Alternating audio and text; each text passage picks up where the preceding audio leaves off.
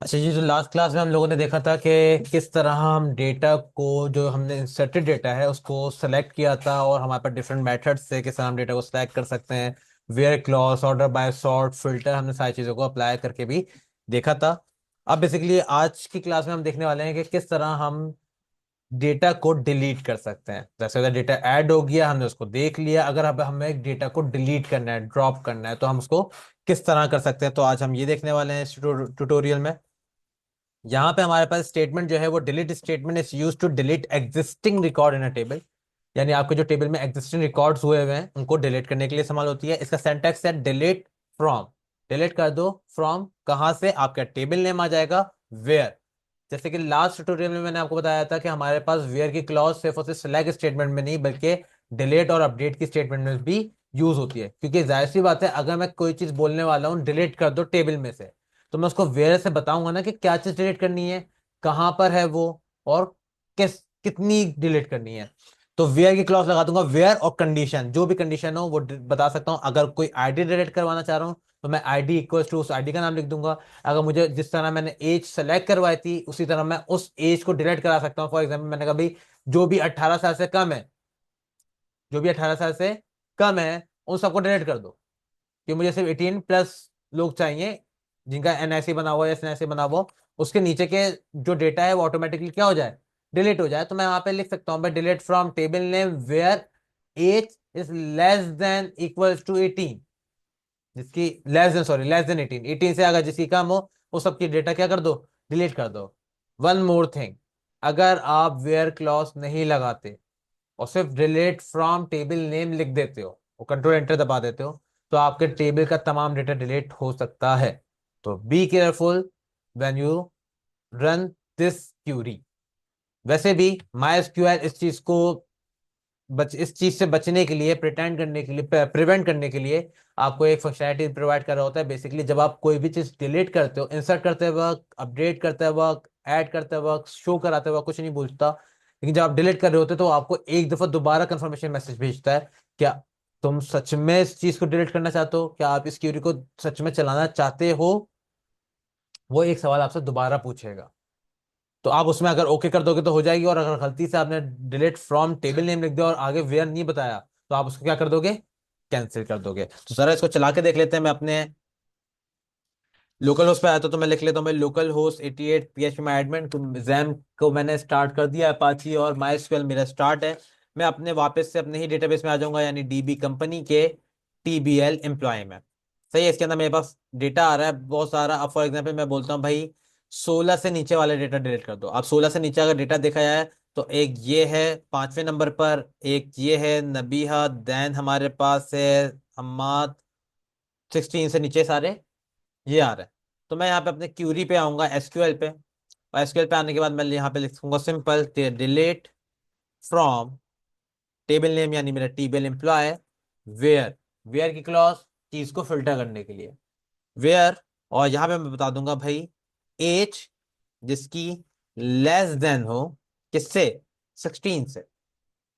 As जिसकी less then हो 16 से, वो डेटा मेरा क्या कर दो, डिलीट कर दो। मैं इस क्यूरी को रखने के लिए रिटेन क्यूरी बॉक्स पे क्लिक करता हूँ और इस पे क्लिक करके कंट्रोल एंटर कर देता हूँ। तो अब मुझसे देखो दोबारा सवाल पूछ रहा है, do you really want to execute this query? और वो क्यूरी लिख के दिखा रहा है। तो आप क्यूरी को एक दफा दोबारा देखोगे कि भाई क्यूरी में कोई गलती तो नहीं है। हाँ, मैंने चेक कर लिया, delete from table name where, और एज जिसकी 16 से कम है। ओके, मेरे पास यहाँ पे आया तो देखो क्या बोला, 3 रॉस इफेक्टेड, 3 रॉ पे इफेक्ट हुआ है। अब मैं क्या करता हूं, मैं उन पूरे टेबल को दोबारा बुला के देख लेता हूँ भाई क्या हाल है इस टेबल का। Select static from TBL employ, control enter करते हैं। यहाँ पे देखो मेरे पास अब सिर्फ और सिर्फ 3, 3 4 7 का डेटा बचा है, जबकि मेरे पास 10 का डेटा था। इसमें से 4 नंबर चला गया, 5 नंबर चला गया, और 10 नंबर चला गया। ऐसा ही है। तो मैंने 3 डेटा एक साथ एक ही वक्त में डिलीट कर दिया। अब फॉर एग्जाम्पल मुझे बाकायदा तौर पे कोई चीज डिलीट करनी है। फॉर एग्जाम्पल ID नंबर 6 को डिलीट करना है मुझे। ID नंबर 6 पे जो डेटा है उसको डिलीट करना है। तो यहाँ पे मैं डिलीट करने के लिए क्या लिखूंगा, delete from table name table employ where. अब आईडी जो 6 है वो कौन से कॉलम में, आईडी में, तो आईडी इक्वल्स टू 6। जो आईडी जिसकी आईडी 6 हो उस डेटा को क्या कर दो, डिलीट। कंट्रोल एंटर, दोबारा पूछा do you really want to execute, मैंने कहा यस, ओके। एक रो इफेक्ट हुई, जाके देख लेते हैं मैं सेलेक्ट करवा के। तो select static from TBL employ, control enter. मेरे पास यहाँ पे देखो 6 नंबर डेटा भी यहाँ से डिलीट हो गया है।